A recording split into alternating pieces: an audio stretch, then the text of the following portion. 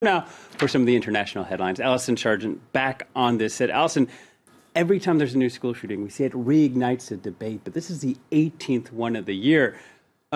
You found a cartoon that kind of summarizes this debate about gun control in the U.S. That's right. Well, take a look. This is from the Sun Sentinel, which is a local paper near Parkland where the shooting took place.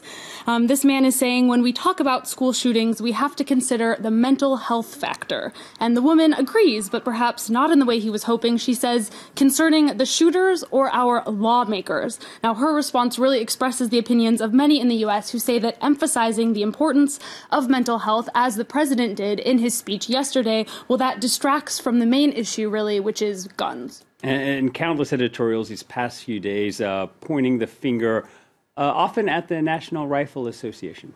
Right, the NRA, the U.S.'s extremely powerful gun lobby, they give millions of dollars to politicians every year. And in the wake of this latest shooting, one comedy writer was actually calling out those politicians on Twitter. You can see she retweeted tweets from politicians who were sending their thoughts and prayers to victims and noted just how much money they personally had received from the NRA. It's a pretty clever way of pointing out their hypocrisy. The Senator Bill Cassidy from Louisiana, for example, received nearly $3 million from the NRA.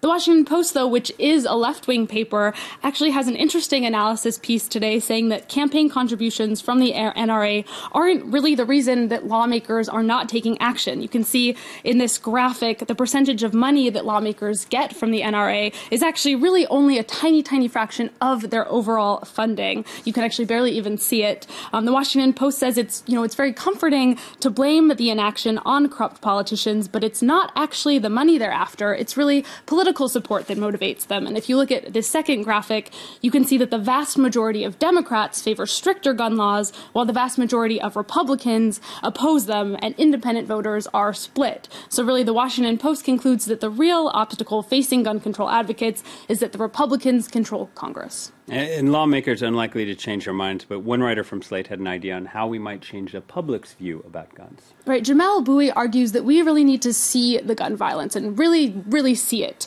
He says that despite all of the killing for the public, mass shootings are bloodless. People don't actually see the crumpled bodies or the bloody hallways.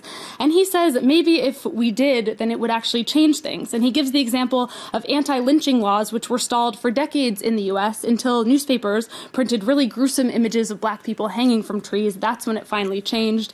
And he says just hearing about the shooting and seeing the same images that we've grown very accustomed to seeing, well, that's not going to have an impact anymore. People really need to see the bloody consequences of the policies that we have.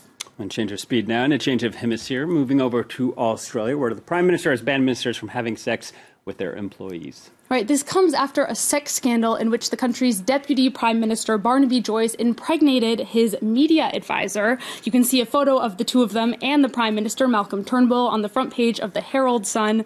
The Australian press is really having a field day with this, it has to be said. You can see their headline, The Joyce of No Sex, and they're calling it the bonking ban.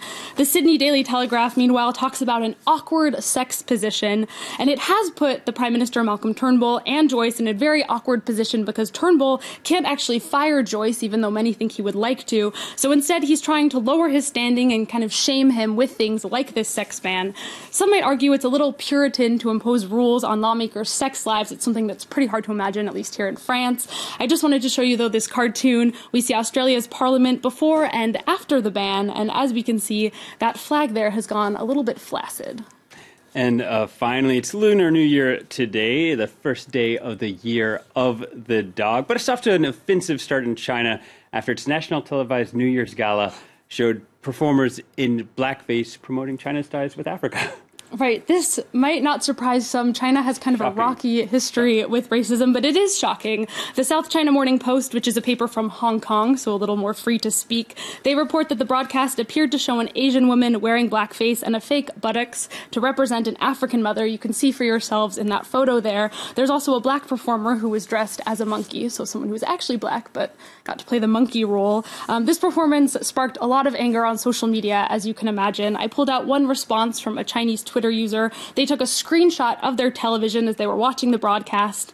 They write, waiting for China to get backlash from using blackface. I'm really disappointed. So maybe China should make a New Year's resolution no more blackface. All the more disconcerting because some speculate that TV show might be the most watched program in the world. Well, apparently the year of the dog could be a bad one for the American president as well. Right, and that's because Donald Trump was actually born himself in the year of the dog in 1946. Business Insider reports that according to popular Chinese belief, people are less lucky when they're in the same zodiac year as the year they were born. So there is one way, though, that Donald Trump could counteract that, and that's by wearing red, which represents good luck, something we could actually all do today. I'm going to have to go home and change, but you might be okay, Will. We'll see. A red tie. All right. Thanks, Allison.